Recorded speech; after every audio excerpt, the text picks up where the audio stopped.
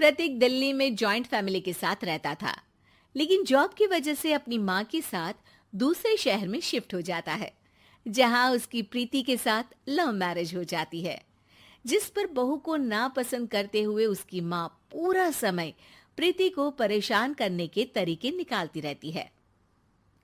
प्रीति, कहाँ हो? सुबह का नाश्ता दोपहर में खिलाओगी क्या? इसमें प्रीति और प्रतीक ऑफिस जाने के लिए तैयार हुए कमरे से बाहर आते हैं, जिसे देख सास प्रीति पर भड़कने लगती है।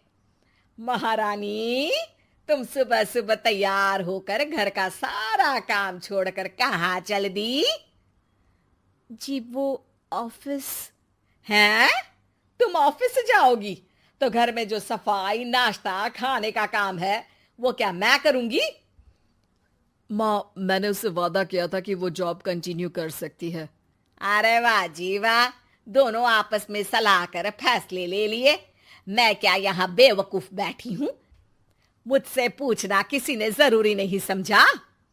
मम्मी, आप फिक्र ना करें, मैं आज ही रेजिग्नेशन दे दूंगी। प्रीति ऑफिस के लिए चली जाती है और अगले दिन से जॉब छोड़ घर के कामों में लग जाती है, लेकिन साथ ही उदास भी रहने लगती है, जिसे देख प्रतीक को अच्छा नहीं लगता।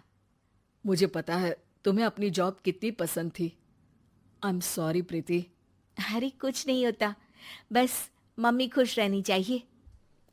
अब प्रीति अपनी सास को खुश करने और उनका दिल जीतने की जी तोड़ कोशिश करती रहती है, पर सास कभी उससे सीधे मुंह बात तक नहीं करती। इसी तरह दिन बीतने लगते हैं। एक शाम प्रतीक ऑफिस से परेशान घर वापस आता है। माँ, चाची का फोन आया था। दादी की तबीयत बहुत खराब है, हमें दिल्ली जाना होगा। पति की बात सुन प्रीति तो पैकिंग शुरू भी कर देती है, पर माँ वहीं बूत बनी खड़ी रह जाती है। लगता है मम्मी अपनी सास से बहुत प्यार करती हैं, तभी उनके बीमार होने की खबर सुन शॉक में आ गई। ये प्यार नहीं, परेशानी है। तुम तो ऐसे सोचो कि अब से जब तक दिल्ली में हो तुम्हारे अच्छे दिन शुरू। अच्छा, ऐसा क्या है दिल्ली में? वो तुम्हें कुछ ही घंटों में पता चल जाएगा। सास के रिएक्शन और पति की बात से कंफ्यूज्ड प्रीति दोबारा पैकिंग में लग जाती है, जिसके बाद कुछ घंटों का सफर तय कर तीनों दिल्ली पहुंच जाते हैं, जहां घर के अंदर पहुंचते ही लोगों की भीड़ देख प्रीति परेशान हो जाती है। हे भगवान, इतनी भीड़! प्रतीक, कहीं तुम्हारी दादी को कुछ हो तो नहीं गया ना? पागल, ये भीड़ नहीं, मेरा परिवार है। क्या इसे तुम परिवार कहते हो? अरे इसे तो जिला घोषित कर देना चाहिए। तुम्हारा परिवार का तो अपना पर्सनल बिग बॉस बन सकता है। हैरान परेशान प्रीति परिवार वाले सदमे से बाहर निकली भी नहीं होती कि सिर पर पल्ला रखे शांत तरीके से सबके साथ बात करते हुए अपनी सास को देख उसे दूसरा सदमा लग जाता है। हाय राम, ये मम्मी का ऐसा भी कोई रूप है? ये तो मुझे पता ही नहीं था। ये तुम्हारी सास का ससुराल है। तभी प्रतीक की बहन बोल पड़ती है। यहाँ आपको ऐसी ऐसी चीजें देखने मिलेंगी जो सपने में भी सोची नहीं होंगी। हाँ, ये कुछ दिन तो बहुत इंटरेस्टिंग लग रहा है। सब एक साथ दादी के कमरे में जाते हैं, जहां पहुंचते ही उसे दादी की आवाज सुनाई देती है। क्यों रे, सास से मिलने की फुर्सत मिल गई? दूसरे शहर जाकर छूट क्या मिली? तुम तो भटकता पंछी बन गई। इतने समय में ये तक नहीं पूछा कि जिंदा भी हूं या मर गई। प्रीति की सास अपनी सास के पैर छूती है। अरे कैसी बात कर रही हैं मम्मी, आपको तो मेरी उम्र भी लग जाए।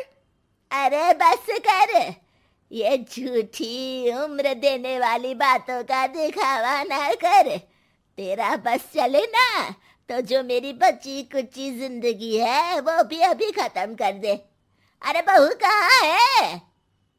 इस पर सास प्रीति को दादी से मिलवाती है। दादी प्रीति को बहुत प्यार देती है। क्यों बहू, तेरी ये सास परेशान तो नहीं करती ना? अगर करती है तो अभी बता दे, मैं इसकी क्लास लगा दूंगी। अरे कैसी बात कर रही हैं माँ जी, भला मैं क्यों किसी को परेशान करूंगी। प्रीति अपनी सास का ये रूप एंजॉय कर ही रही होती है कि तभी चाची वहां आकर प्रीति को अपने साथ ले जाती है। सास की क्लास लगते देख जो खुशी मिल रही थी वो तुम्हारे चेहरे से साफ पता चल रही थी, इसीलिए ले आई, क्योंकि अगर उन्हें पता चल जाता तो तुम्हारी खैर नहीं थी। थैंक यू चाची जी। चाची और प्रीति घर में झूले पर बैठी बात कर ही रही होती है कि उसकी सास भी वहां आ जाती है। मतलब यहाँ सारा काम मैं करूं और तुम बैठी हंसी ठिठोली करो? अरे चलो जाओ, खाना बनाओ। सास प्रीति को डांट कर काम करने भेज देती है, जिसे दादी देख लेती है और एक बार फिर सासू माँ की क्लास लग जाती है, जिसे पूरा परिवार मजे से खड़ा होकर देखने लगता है।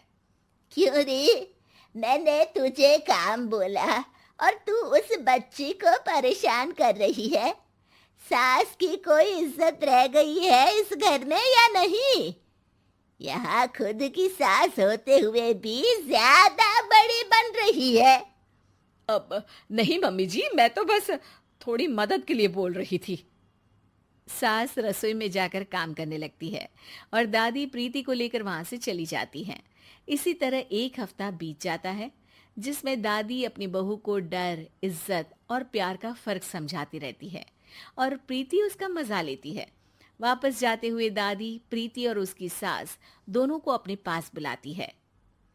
मेरी बहू जिद्दी और अड़ियल है, इसलिए उससे हमेशा सही काम करवाने के लिए मुझे सख्ती करनी पड़ती है। लेकिन तुम्हारी बहू अच्छी है, तेरी खुशी के लिए वो अपनी जॉब और सपने भी छोड़कर घर में बैठी है। अपनी बहू के साथ प्यार से रहो।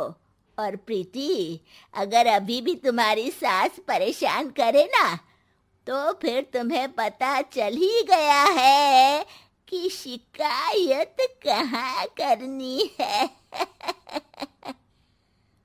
जी, अपनी सास की ससुराल में उनकी सासू माँ के पास।